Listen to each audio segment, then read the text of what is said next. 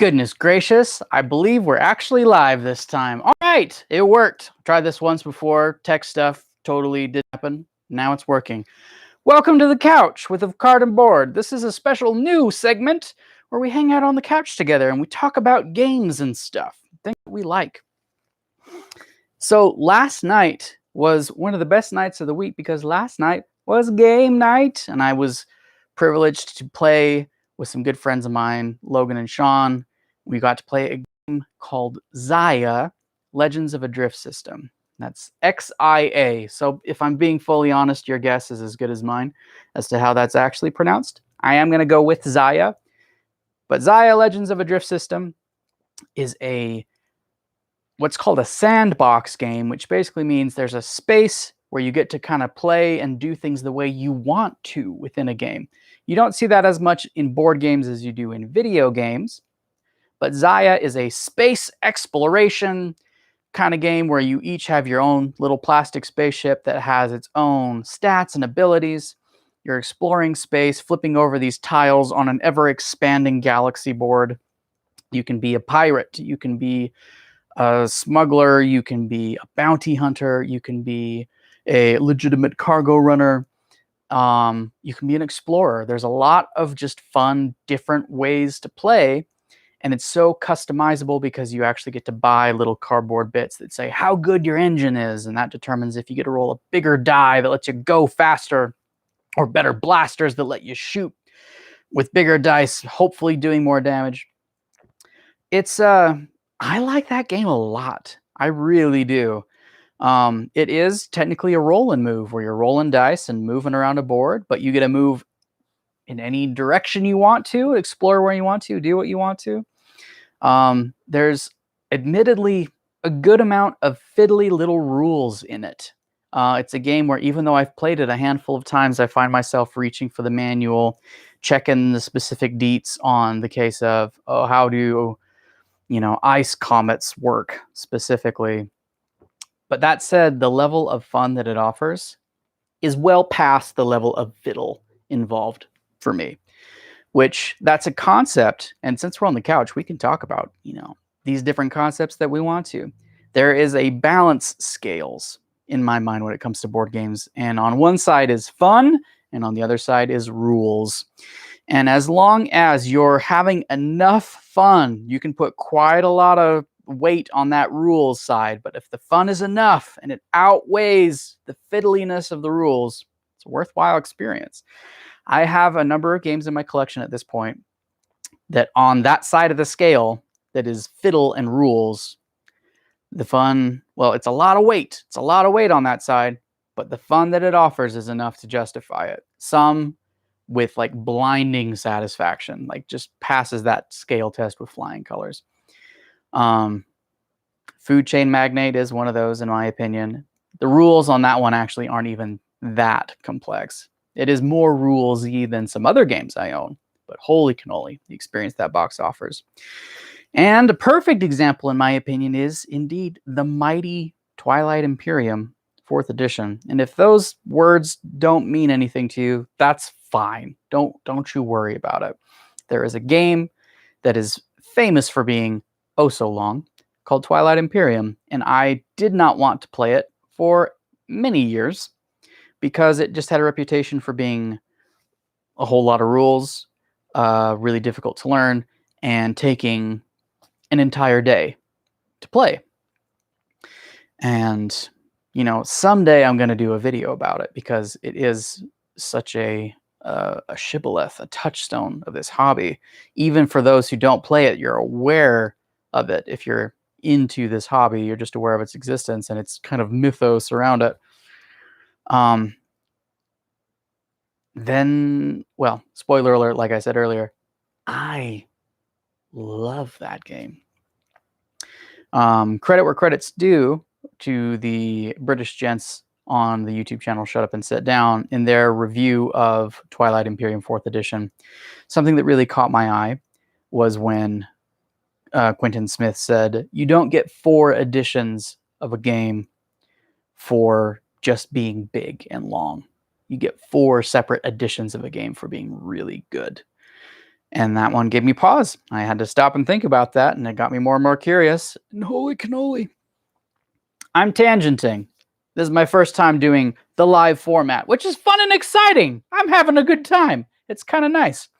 So here are my notes for the things I want to make sure and talk about today.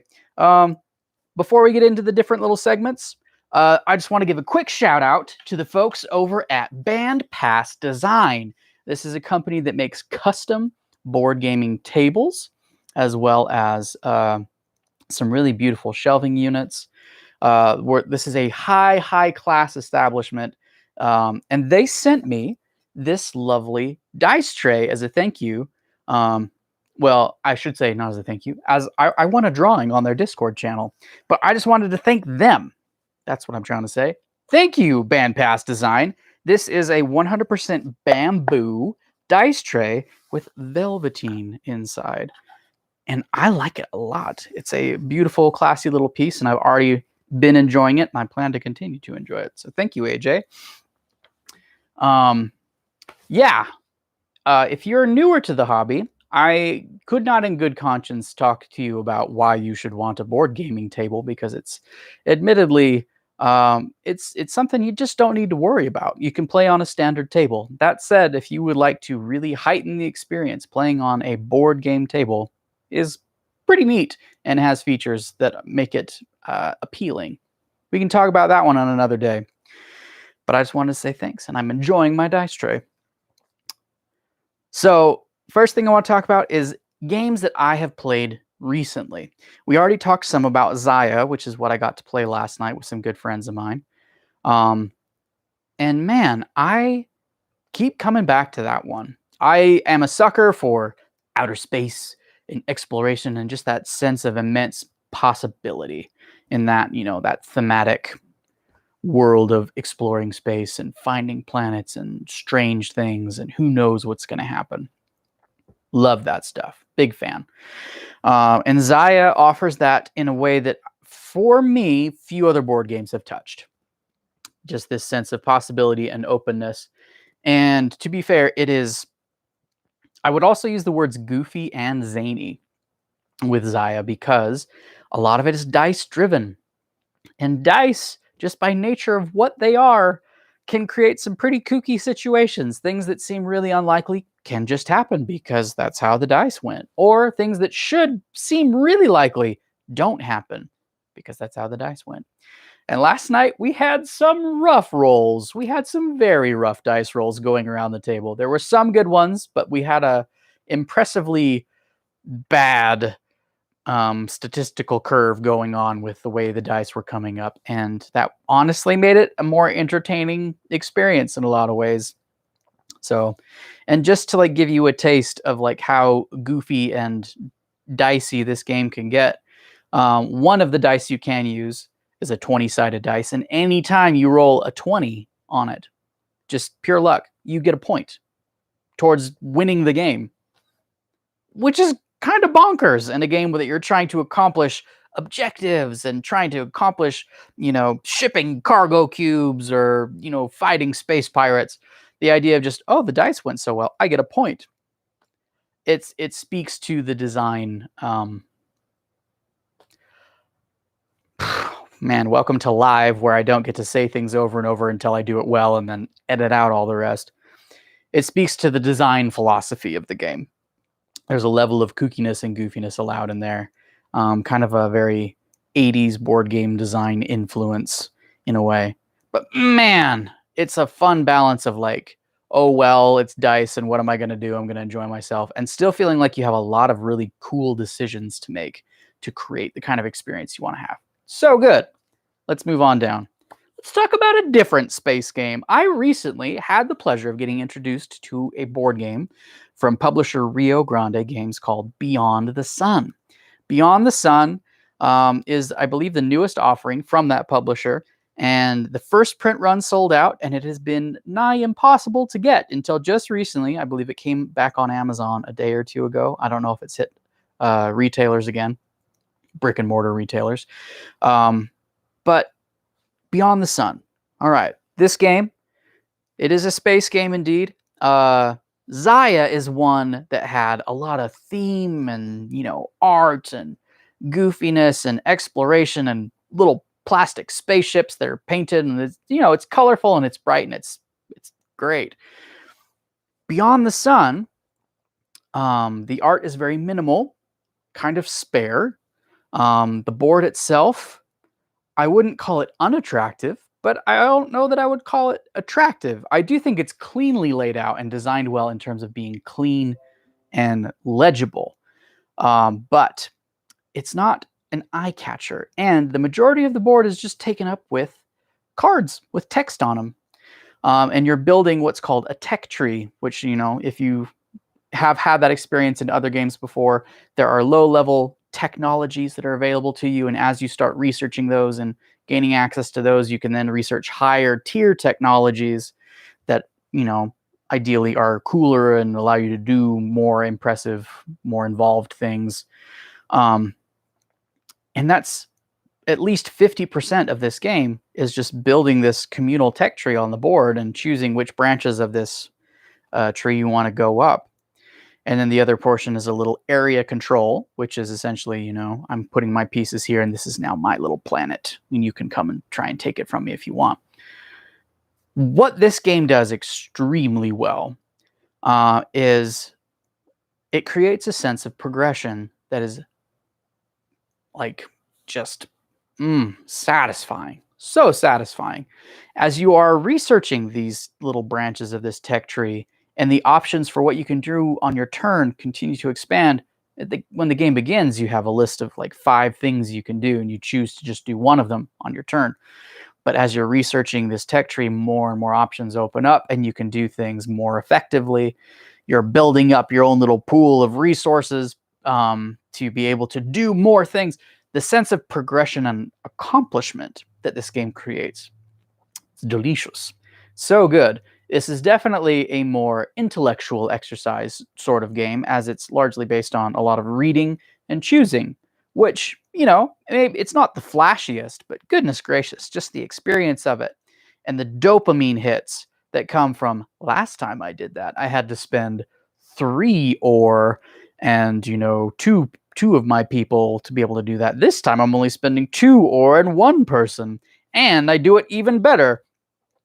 It's not something that sounds sexy, that's for sure.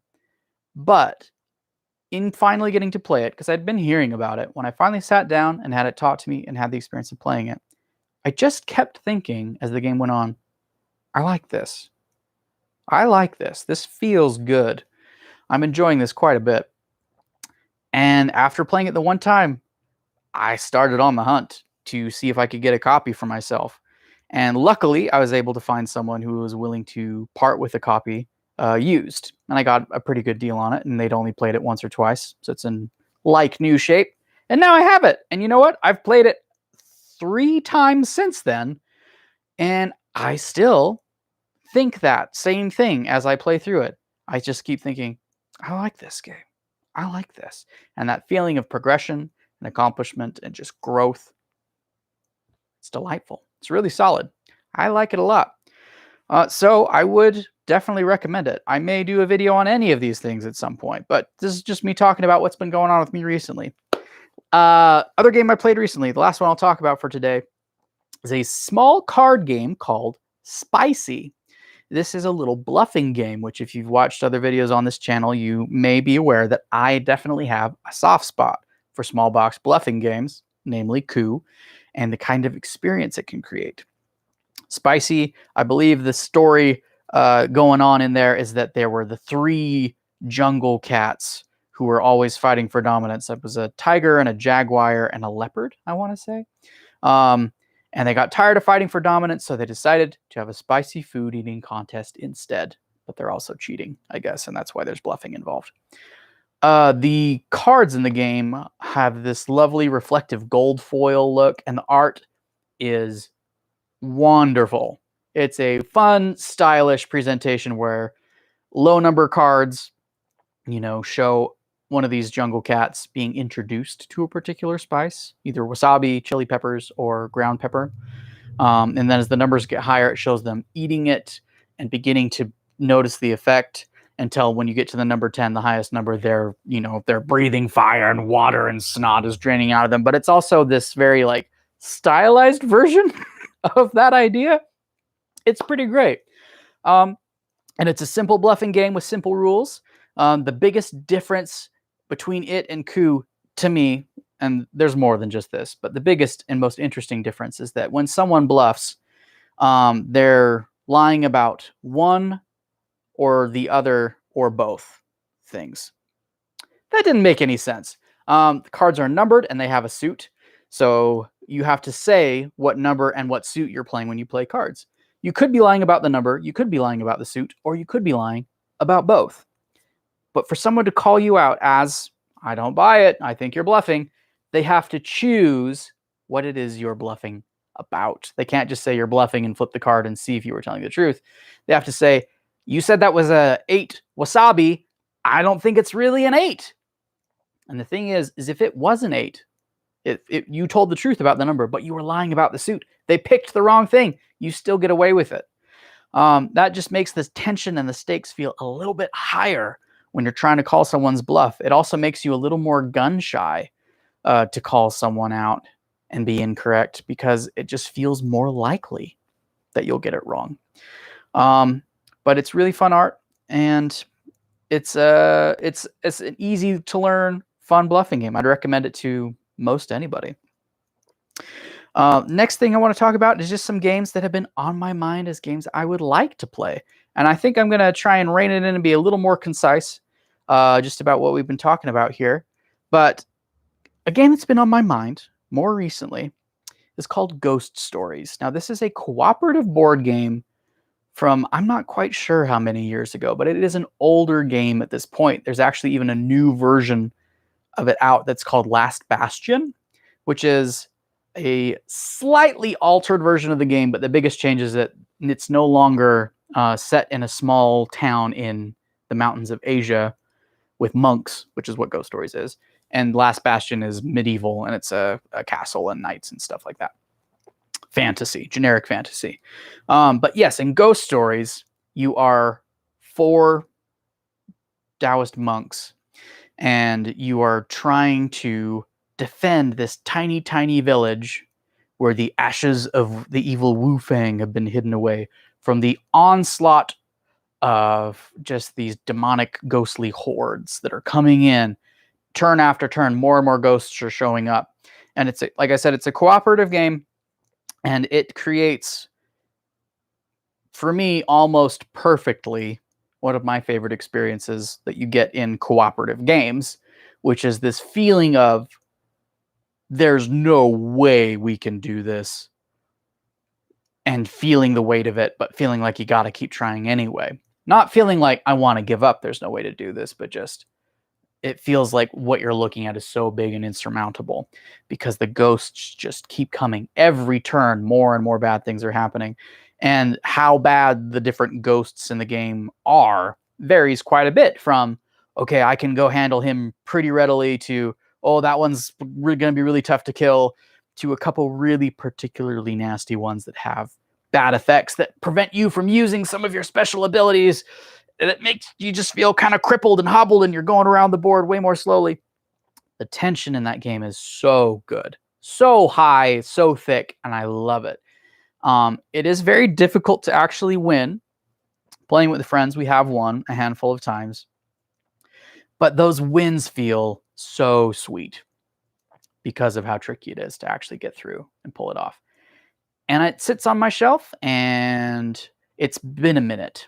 It's been a minute since I played a lot of my games. We're only, as a world, more recently breaking out of this COVID bubble we've been in.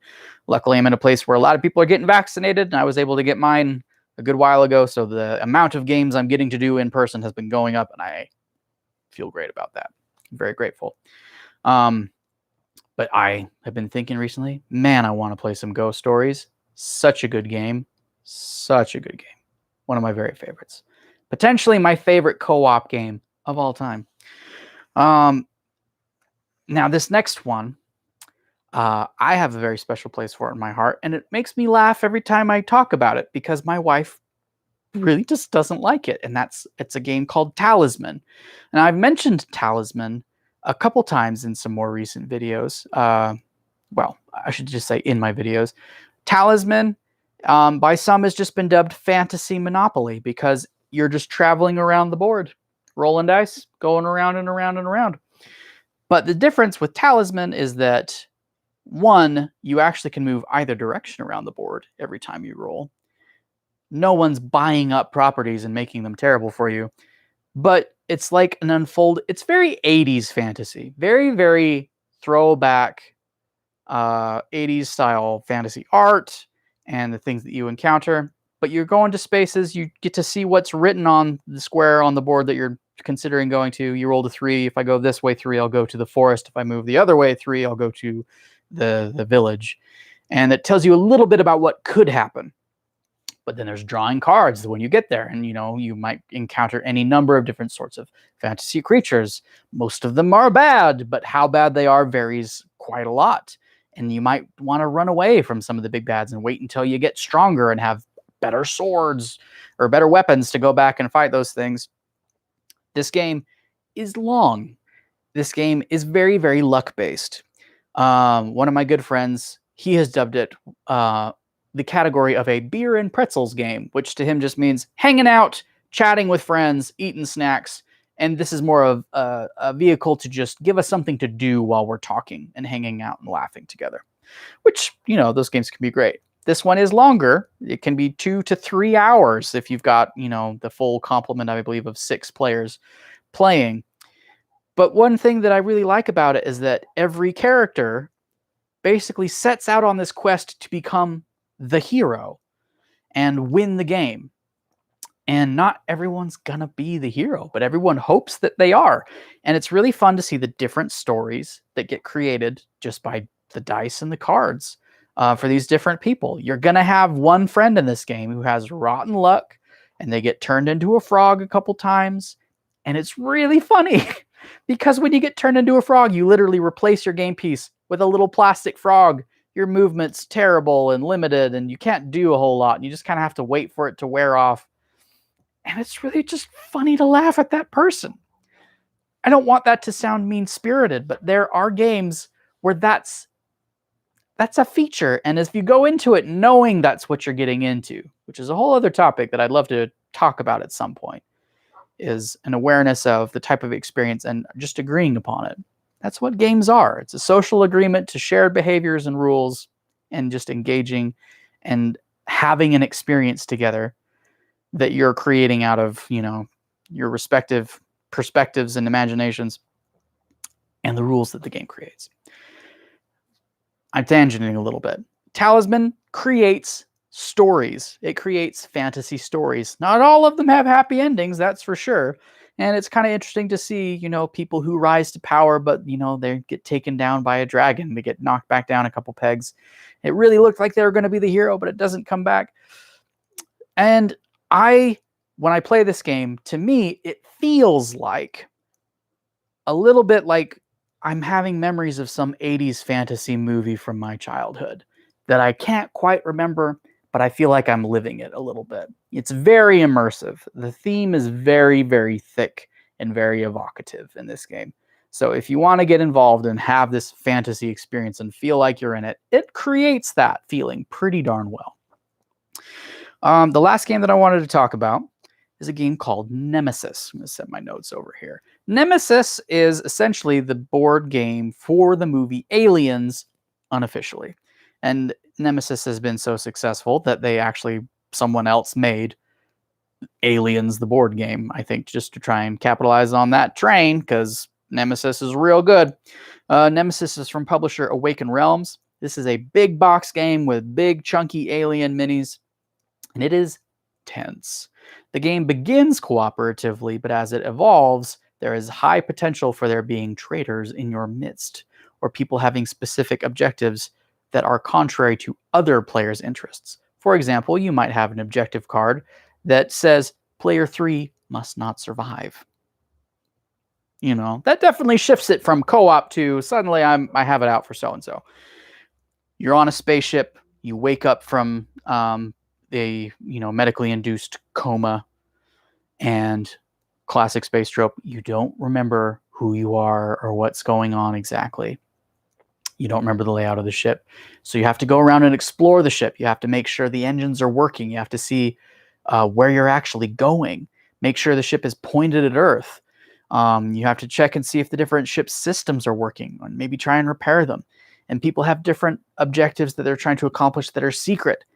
And all the while, you're generating noise and it's drawing the attention of these aliens that are hiding in the vents. And eventually they're gonna pop out. And the tension of this game is also very, very thick and immersive and just a lot of fun. I've only played this one once, and man, I had a good time, and man, I want to play it again. I'm pleased to say I own a copy of it, so I just need to, create that opportunity. But it's been on my mind more recently as one I'd really like to do. All right, that's some games. Now, the last thing I would love to chat with you fine folks about today, before we're done, is a segment called Why We Play. And my intention for this segment is to just take a little experience from my recent, take a little snapshot from a recent experience playing board games, just a little vignette that kind of encapsulates why I love this hobby and why I'm so interested in sharing it with people and hoping to just help people in any way that I can have a great experience with it too. If it's finding great games to help them play or, any other way that I theoretically could be of service. I want people, if they're interested, even a little bit, to come and see what this is all about. And so, my vignette of choice for why we play, or in this instance, why I play, we talked about the board game Spicy. Recently, I had the opportunity to attend a family birthday party, and it was the first largely attended birthday that I've been to in quite a while, for obvious reasons. But there was family, there was friends, there was a lot of varied ages present, and after cake and chatting, I found myself seated near a young brother and sister, ages, I believe, 10 and 12, thereabouts. And they, they're great kids and I know them well, but we also don't always have a lot to talk about, just probably because, I'm a bit older than they are. And when you're old, kids don't think you're cool, and that's okay. But I had a couple of games that I brought along. One of them was Spicy, and I offered to teach it to them, and they were interested. And so as we began to play, I loved the brother and sister dynamics that began to be very, very apparent, that came up between the two, the competitiveness and the ribbing that was going on. But the 10-year-old girl, who is very mild-mannered, very sweet, would put a card face down and say, "It's a 3 wasabi."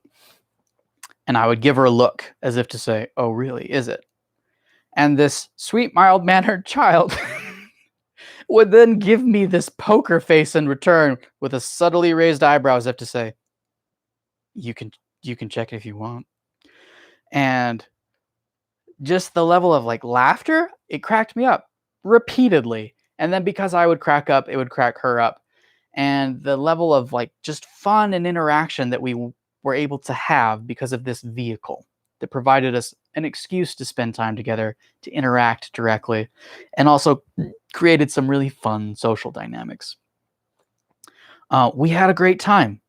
Like I said, these are great kids who I like a lot. We don't get a lot of opportunities to chat, and I had not seen them in a very long time as a result of pandemic stuff. Having this simple little vehicle that was colorful and fun helped us to connect in a way that just helped us relax and have a good time and enjoy laughing and having just fun together. That's why I like this hobby. The things that it brought out in this little 10-year-old at this level of sass was hilarious to me. So anyways, that's that little vignette. If you have any recent board gaming memories that were just standouts for you, feel free to leave them in the comments and tell me about them. I like hearing about people having a good time playing games. It can be a way of hearing about good games that I should be interested in checking out myself, or it could just be that they're fun and I like the idea of people connecting and having a good time. Anyways, thank you so much for taking the time to join us today for Welcome to the Couch, where this spot here is for you as we chat about games and stuff. I hope you had a good time, and I look forward to some exciting new things that the channel is working on that will be hopefully coming around in the coming weeks. I will keep you apprised, but there are some developments that I'm kind of excited about getting to share with y'all. So until next time, I hope you have a great day and go play a game and find someone to play it with, unless you're into solo gaming. But now I'm in too deep and I've botched my outro phrase, but I didn't have one officially to begin with anyway. Bye!